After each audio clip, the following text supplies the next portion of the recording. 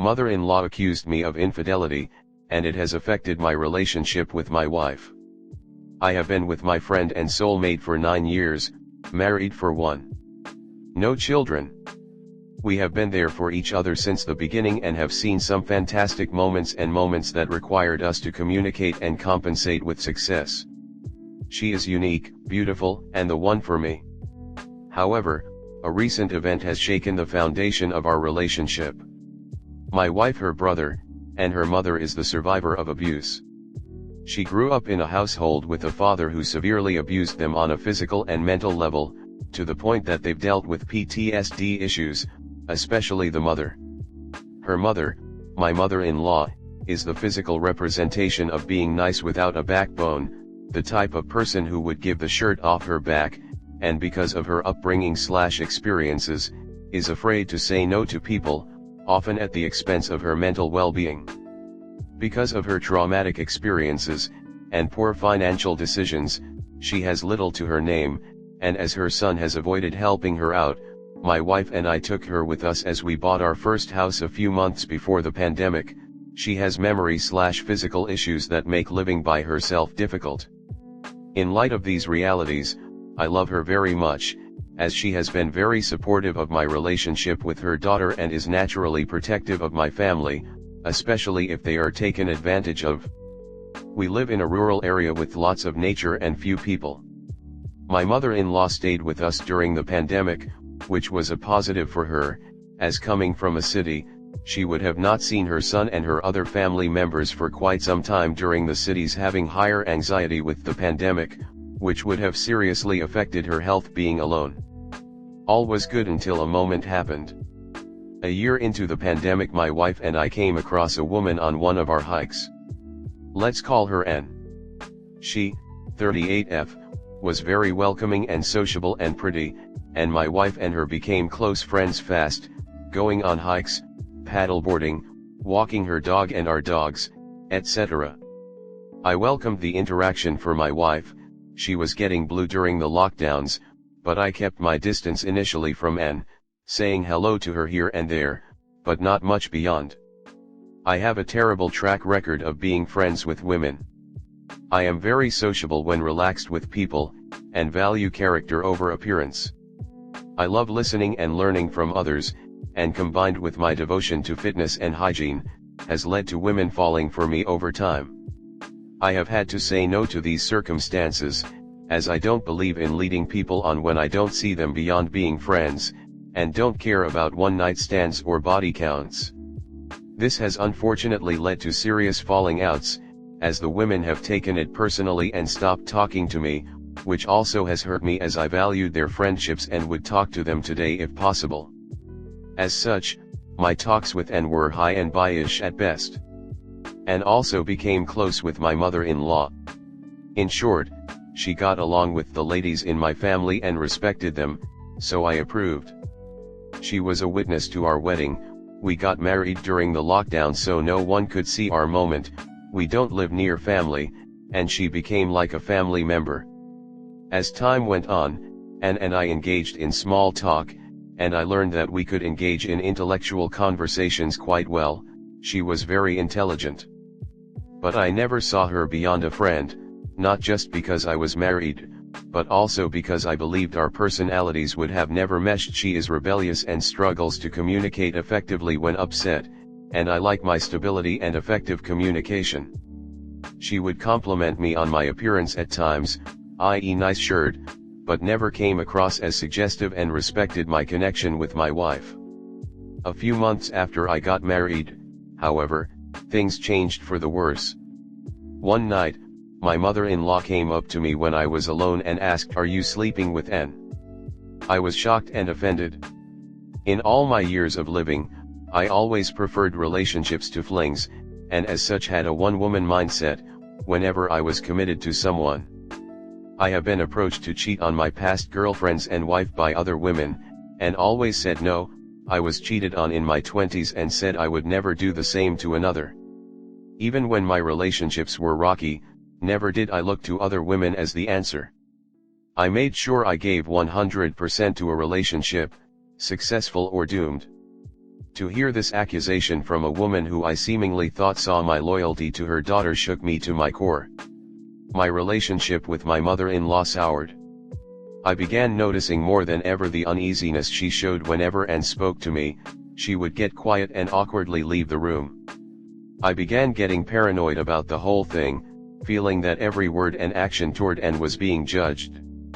I told my wife. Thankfully, she believed me and spoke with her mother, reassuring her that I was as loyal as a husband could be.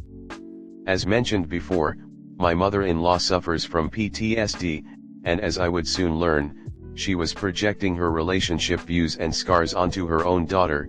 Her ex-husband cheated on her, and she was seemingly believing I was a manifestation of the infidelity she experienced, despite having no evidence of me being suggestive or intimate with Anne. I soon learned that she had little to no control over her thoughts, and it was then I learned that my family's relationship with Anne was coming to an end. Eventually, Anne noticed my mother-in-law's awkward presence when we spoke, to the point she spoke with my wife and me and asked why my mother-in-law was awkward every time Anne spoke to me. We had no choice but to tell her the truth. My wife and I are terrible liars, and not surprisingly, Anne was offended and furious, to the point she confronted my mother-in-law in a huge screaming match. This led to Anne not talking to us for several months. During that period my wife became depressed and angry. As they were really close, my mother-in-law was filled with guilt, and I was still furious that I could even be seen as the type of man, a cheater, I worked very hard not to be. I told my wife that I couldn't live with her mother anymore, and we made the difficult decision to find a nearby apartment for her to live in. It was very tough for all of us. Eventually, Anne reached out to my wife. By this time the lockdowns ended, and I began traveling for work again, so I wasn't around at the time of reconciliation. And they began doing things again like before, which I was happy to see. Anne however asked my wife that for the time being she didn't want to see my mother-in-law as she was still processing the accusations of Anne and I in an affair. Anne also asked my wife if she could call me while I was away, to which my wife agreed. Anne called me while I was away, and the conversation was awkward.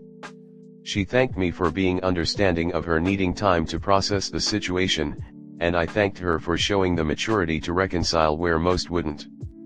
I also said this is the curse of intergender friendships, that many people can be quick to assume, in this case, that a heterosexual man and woman talking amicably can mean more than friends talking. And then ended the conversation rather abruptly and wished me well in my work. While I was still away, Anne and my wife still hung out, but when my wife offered a meet-up involving her, Anne, and my mother-in-law, Anne refused, and my wife seemingly took this as an insult to her mother. She got so angry that she told Anne that they couldn't be friends anymore.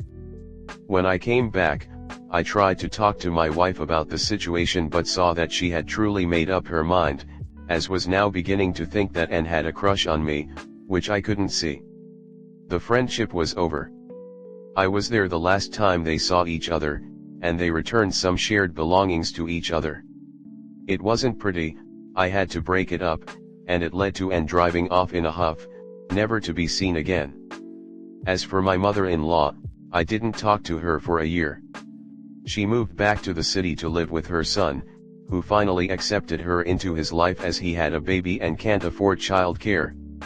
Not wanting to talk to her began a rift between my wife and me for a time. My wife would get very angry at me and one time even cut herself, the first time she ever did that with me, and I firmly told my wife that I will talk to her when ready.